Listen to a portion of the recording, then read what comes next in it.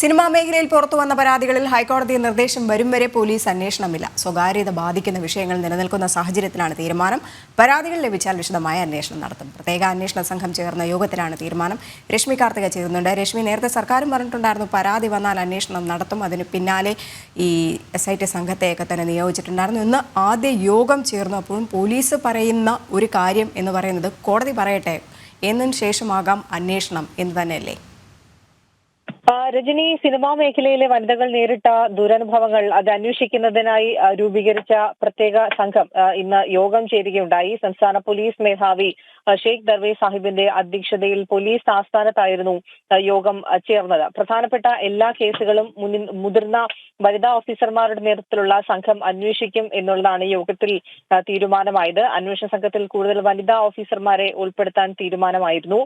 Local police സ്റ്റേഷനുകളിൽ register ചെയ്ത കേസുകളിലും അതും പ്രത്യേക അന്വേഷണ സംഘത്തിന് കൈമാറാനായിരുന്നു യോഗ തീരുമാനം. അതോടൊപ്പം തന്നെ പ്രത്യേക അന്വേഷണ സംഘത്തിലെ ഓഫീസർമാരെ കൂടാതെ മറ്റു മുതിർന്ന IPS ഓഫീസർമാരും യോഗത്തിൽ പങ്കെടുത്തിരുന്നു. ഇതിൽ ഏറ്റവും പ്രധാനപ്പെട്ട കാര്യം എന്ന് പറയുന്നത് സിനിമാ മേഖലയിൽ പുറത്തു വന്ന ഈ പരാതികളിൽ ഹൈക്കോടതി നിർദ്ദേശം വരും വരെ അതിൽ പോലീസ് അന്വേഷണം ഇല്ല എന്നുള്ളതാണ്. അതായത് ഈ വനിതകളൊക്കെ വനിതാ പോലീസുകാരെ ഉൾപ്പെടുത്തി അന്വേഷിക്കും എന്നൊക്കെ പറയുന്നത് കാര്യം ഈ പേഴ്സണലായി ലഭിക്കുന്ന പരാതികൾ, അത്തരത്തിലുള്ള പരാതികൾ ലഭിച്ചു കഴിഞ്ഞാൽ അതിൽ വിശദമായിട്ടുള്ള അന്വേഷണം നടത്തും.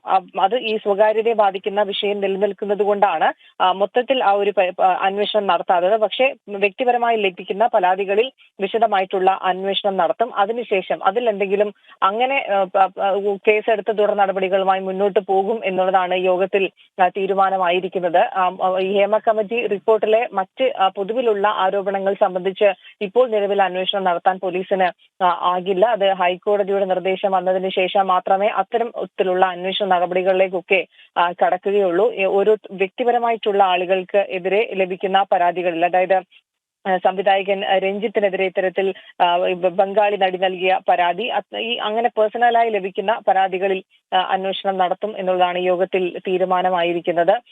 അതോടൊപ്പം തന്നെ ബംഗാളി നടി ശ്രീലേഖ മിത്ര നൽകിയ പരാതി പ്രത്യേക അന്വേഷണ സംഘത്തിന് കൈമാറാനും യോഗത്തിൽ തീരുമാനമായിട്ടുണ്ട്. ശരി, രശ്മി കാർത്തിക വിവരങ്ങൾ പങ്കുവച്ചത്.